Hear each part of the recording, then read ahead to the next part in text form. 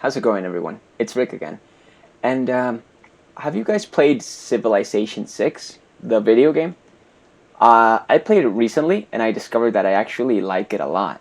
So, one of the things that I like to do when I play it is build world wonders in it. I think it's one of the most interesting things of the game. So with that said, I started thinking, how well do I know these world wonders in the real world? And I was shocked to find out that not very. I think they're very amazing in the game, but in reality, I have no clue about where they were, how they were made, why they were made. So I decided to say, screw it. Let's go ahead and make a video about it. And I'm going to basically be rating the top 10 world wonders of the game.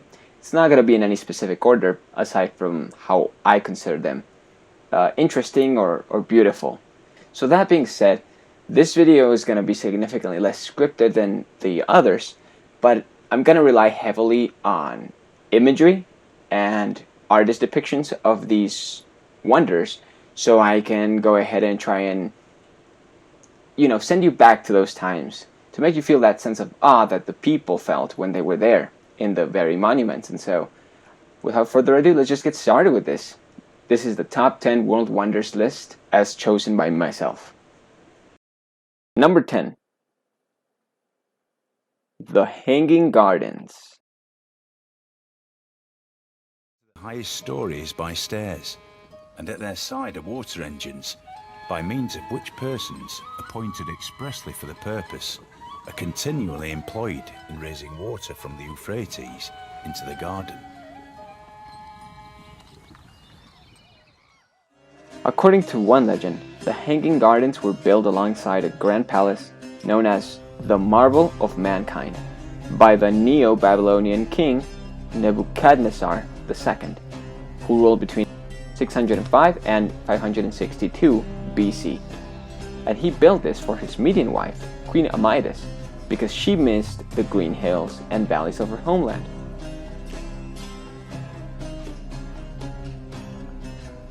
There's three main theories as to why we haven't found them in today's day and age. The first is that they were purely mythical, and the descriptions found in ancient Greek and Roman writings represented a romantic ideal of the Eastern Garden. The second is that they existed in Babylon, but were destroyed sometime around the 1st century AD. And the third and final theory is that the legend refers to a well-documented garden that the Assyrian king Sennacherib, that ruled from 704 to 681 BC, built in his capital city of Nineveh on the river Tigris, which is near to the modern city of Mosul. There have been writers and philosophers across the times that actually wrote about the Hanging Gardens. One of them was Josephus.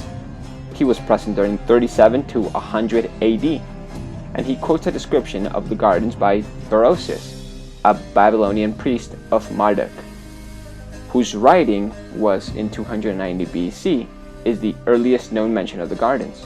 Berosus described the reign of Nebuchadnezzar II and is the only source to credit that king with the construction of the Hanging Gardens. Another writer and philosopher that wrote about them was Diodorus Siculus. He was active during the 60 all the way to 30 BC. He seems to have consulted the 4th century BC text of both Cleitarchus, which was a historian of Alexander the Great, and Ctesias of Cnidus. Diodorus ascribes the construction of the Syrian king. He states that the garden was in the shape of a square, with each side approximately 4 plethora long. The garden was tiered with uppermost gallery, being 50 cubits high. The walls 22 feet thick, which were made of mud bricks. The base of the tiered sections were sufficiently deep to provide root growth for the largest trees, and the gardens were irrigated from the nearby Euphrates. In the text, they also describe a very complex method of irrigation, which was used to water the plants on the higher levels. Number 9. the Colossus of Rhodes. Rhodes was set up a colossus of 70 cubits high, representing the sun. The artist expended as much bronze in it as seemed likely to create a dearth in the mines.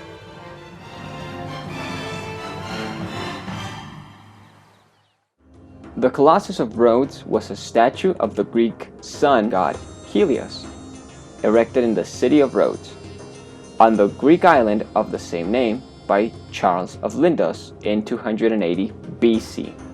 It was constructed to celebrate the successful defense of Rhodes city against an attack by Demetrius Poliorcetes, who had besieged it for a year with a large army and navy.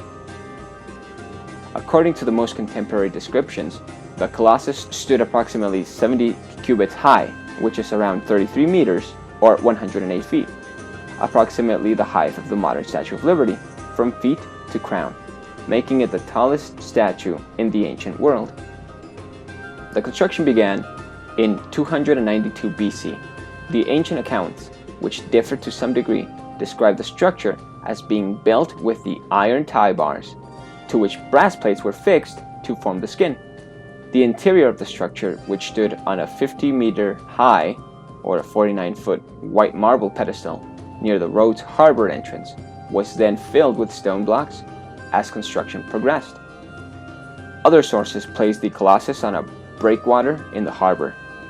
According to the most contemporary descriptions, the statue itself was about 70 cubits or 32 meters high, which is around 105 feet.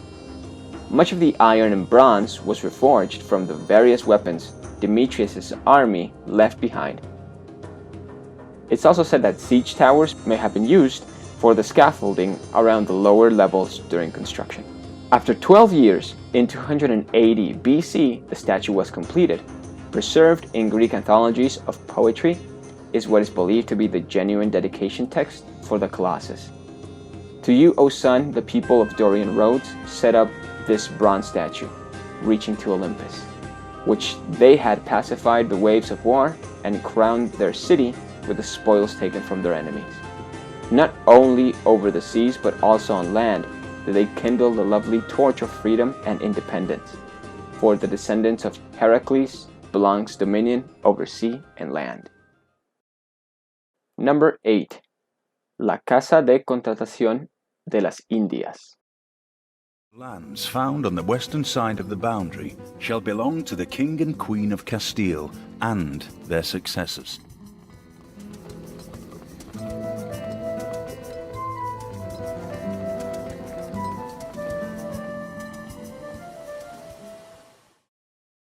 The Casa de Contratación, also known as the House of Trade, or Casa de la Contratación de las Indias, House of Trade of the Indies, was established by the Crown of Castile in 1503 in the port of Seville, and was later transferred to Cadiz in 1717. Before the establishment of the Council of the Indies in 1524, the Casa de Contratación had broad powers over overseas matters, especially financial matters concerning the trade and legal disputes arising from it. It also was responsible for the licensing of immigrants, training of pilots, creation of maps and charters, and the probate of estates of Spaniards dying overseas. Its official name was La Casa y Audiencia de Indias. Unlike the later East India companies or charter companies established by the Dutch, the English, and others, the Casa collected all colonial taxes and duties, approved all voyages of exploration and trade, maintained secret information of trade routes and new discoveries, licensed captains, and administered commercial law.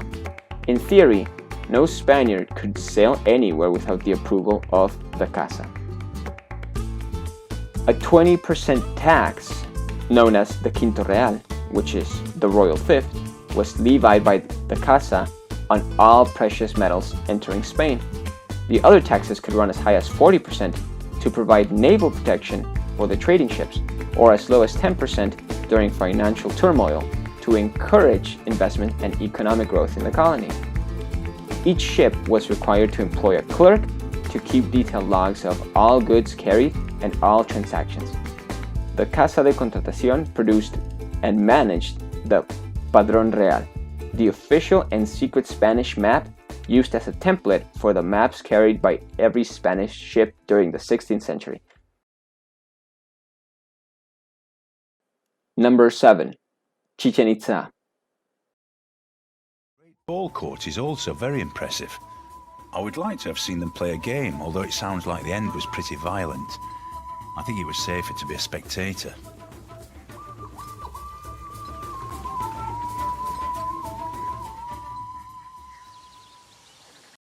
Chichen Itza was a large pre-Columbian city built by the Maya people of the Terminal Classic period. The archaeological site is located in Tinum municipality, which is located in the Yucatan state of Mexico.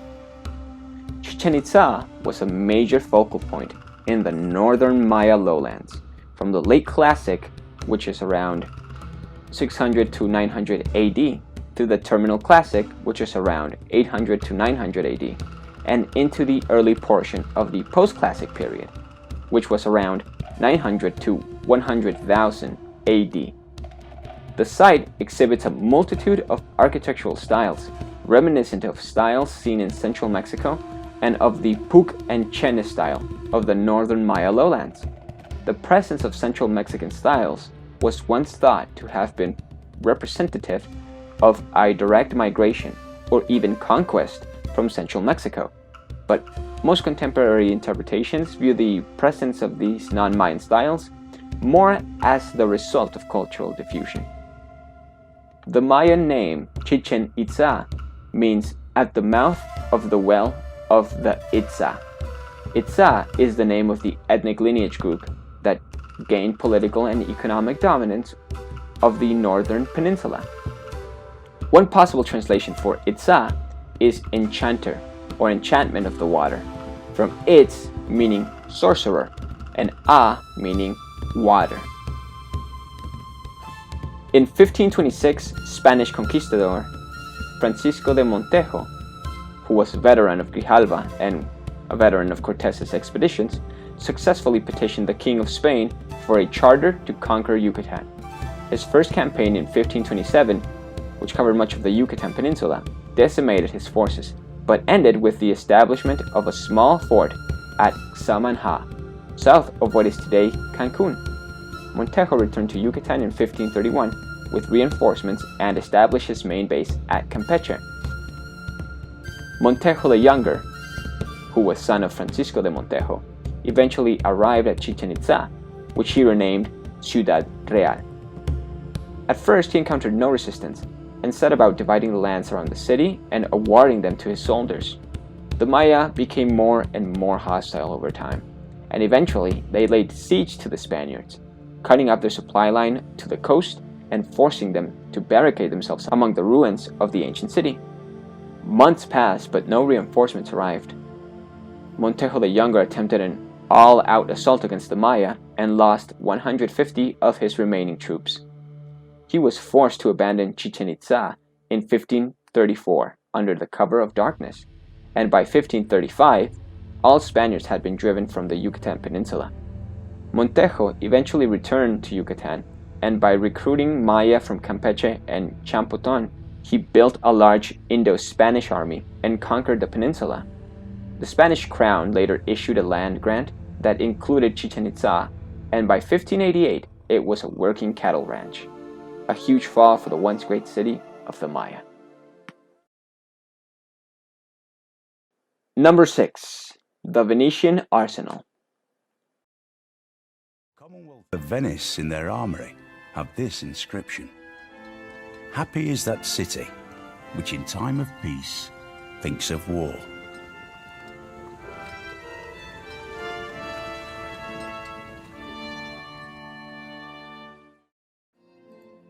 The Venetian Arsenal, known in Italian as Arsenale di Venezia, is a complex of former shipyards and armories clustered together in the city of Venice, in northern Italy.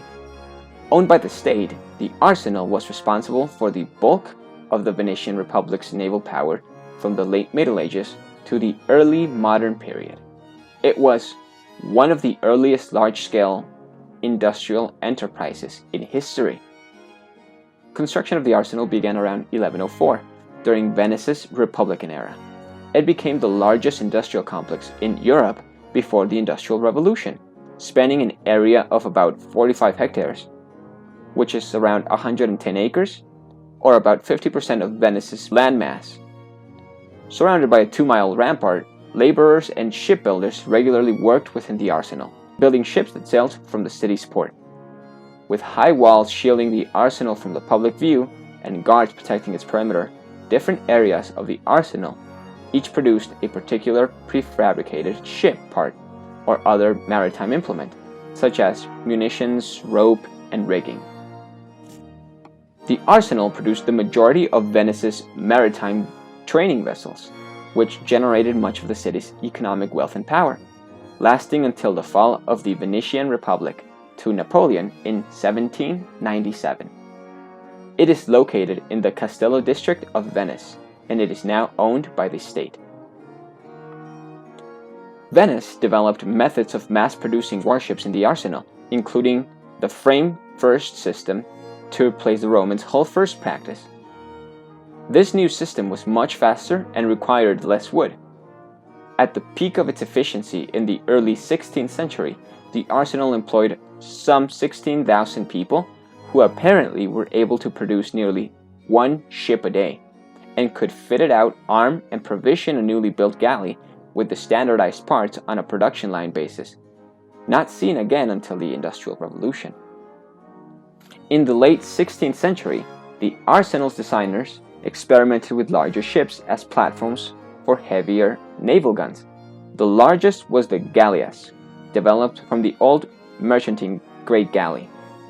The galleon, also developed at the arsenal, was an armed sailing ship, a slimmer version of the merchant round ship. It was highly useful in major naval battles. Number 5. Temple of Helios, also known as the Oracle. Hang upon the swift ship in the form of a dolphin. Pray to me as Apollo Delphinius. Also the altar itself shall be called Delphinius and overlooked forever.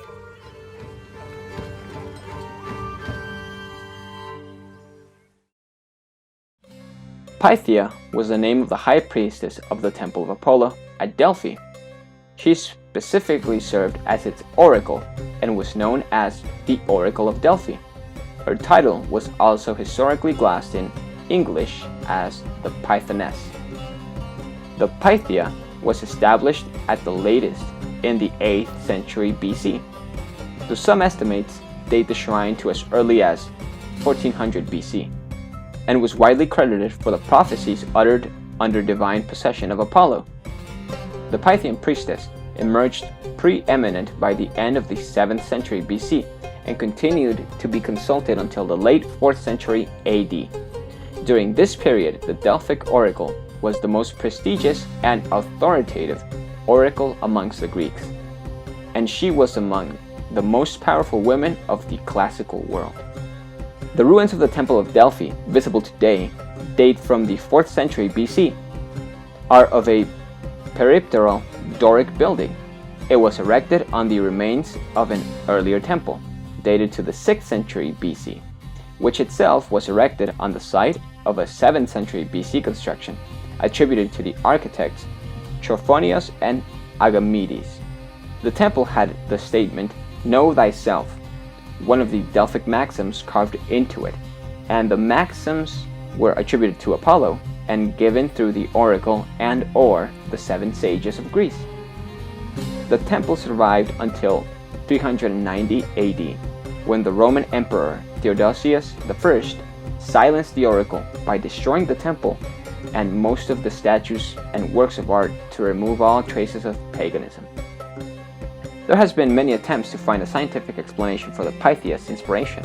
However, most commonly, these refer to an observation made by Plutarch, who presided as high priest of Delphi for several years. He stated that her oracular powers appeared to be associated with vapors from the Kurna spring waters that flowed under the temple. It was often been suggested that these vapors have been hallucinogenic gases, which allowed the oracle her visions. Number 4. The Winter Palace, also known as the Hermitage. Museums are on the front lines of the fight for culture, of good with evil, in any case, of the fight against platitudes and primitiveness.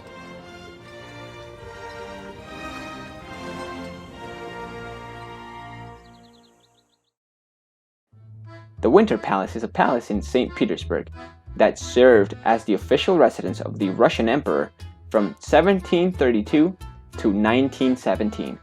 The palace and its precincts now house the Hermitage Museum. It is situated at the palace embankment and the original palace square. The present and fourth Winter Palace was built and altered almost continuously between the late 1730s and 1837, when it was severely damaged by the fire and immediately rebuilt. The storming of the palace in 1917, as depicted in Soviet art and in Sergei Einstein's 1928 films, October, became an iconic symbol of the Russian Revolution and the socialist movement as a whole. The emperors constructed their palaces on a monumental scale that aimed to reflect the might and power of the Imperial Russia. From the palace, the Tsars ruled over 22,800,000 square kilometers, which is an equivalent around 8,800,000 square miles. It's almost 1/6 of the Earth's landmass, ruling over 125 million subjects by the end of the 19th century.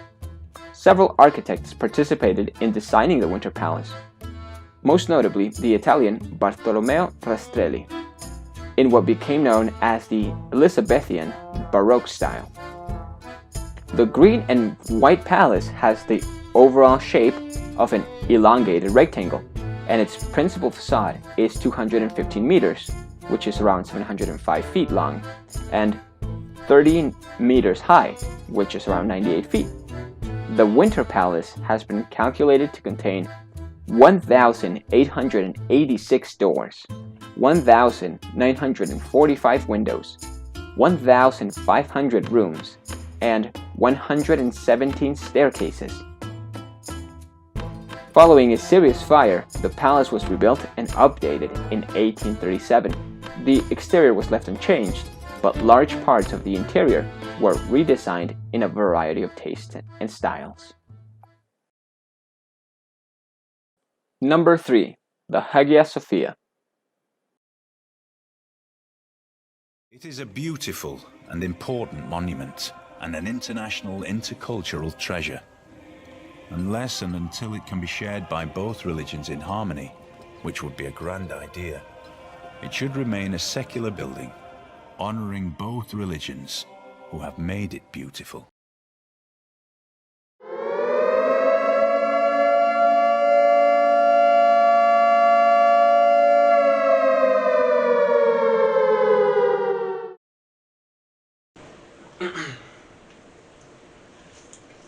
Okay, before I start with this one, let me just give a quick heads up.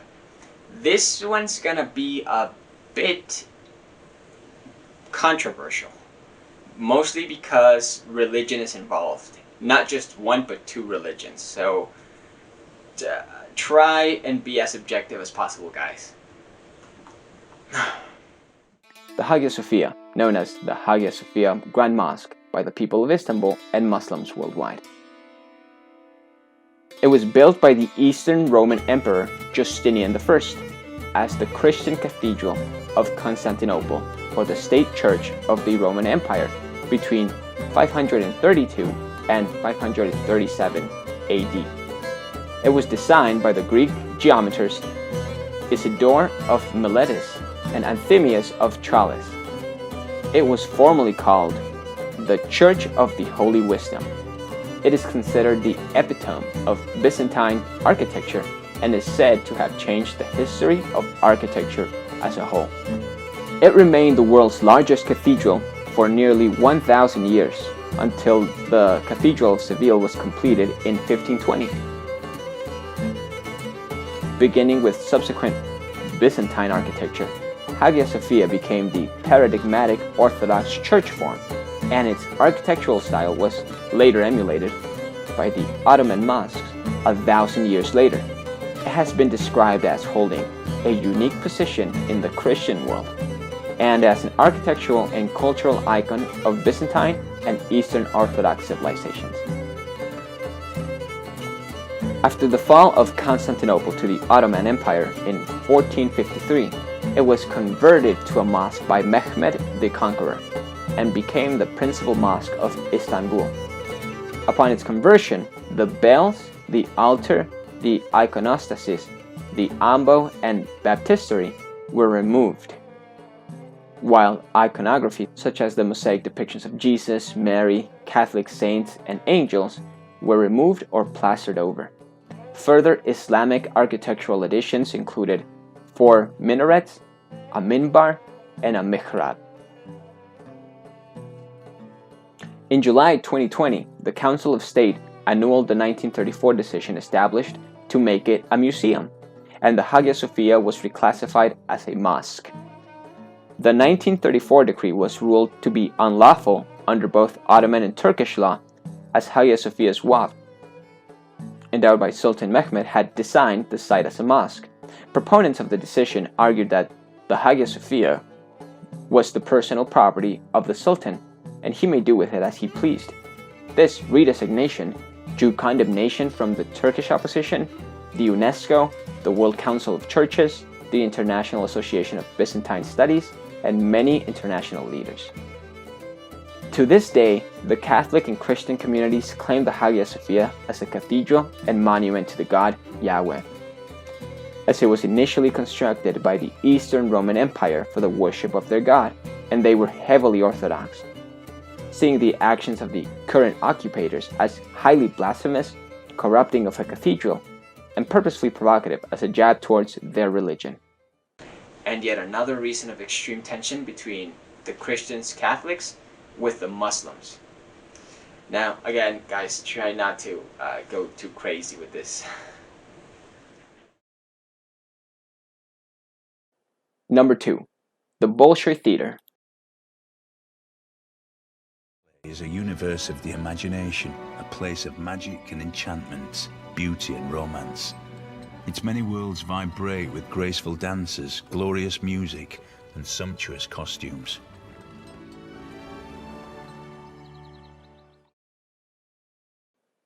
The Bolshoi Theater is a historic theater in Moscow, Russia, originally designed by architect Joseph Bove, which holds ballet and opera performances. Before the October Revolution, it was a part of the imperial theaters of the Russian Empire. The main buildings of the theater, rebuilt and renovated several times during its history, is a landmark of Moscow and Russia.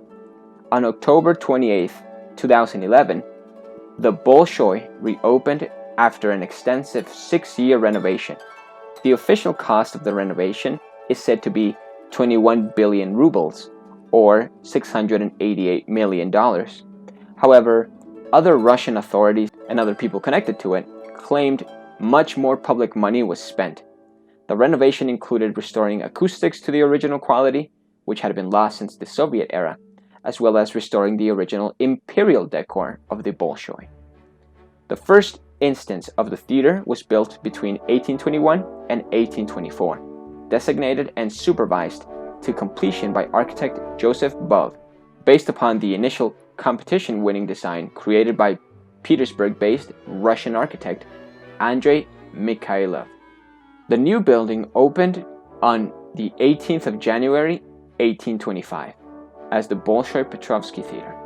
The Bolshoi is a repertory theater, meaning that it draws from a list of productions, any one of which may be performed on any given evening.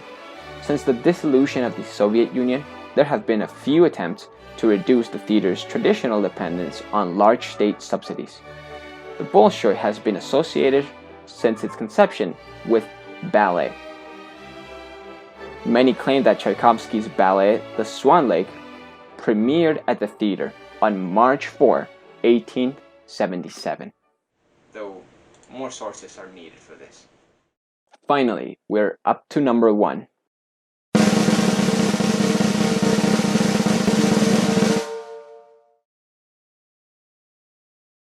Number 1. is Mount St. Michael. The island of Mount St. Michael lies approximately 1 kilometer off the country's northern west coast, at the mouth of the Cuson River, and is 7 hectares or 17 acres in area.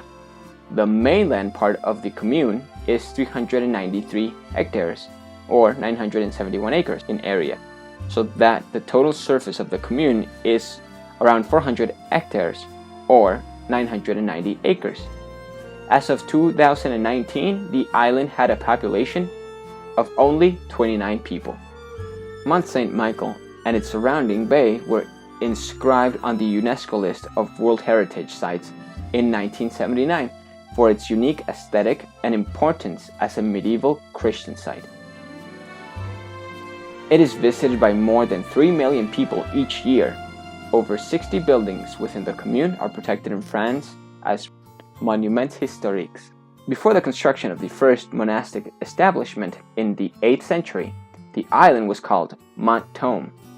According to a legend, the Archangel Michael appeared in 708 to Albert of Avranches, the Bishop of Avranches, and instructed him to build a church on the rocky island.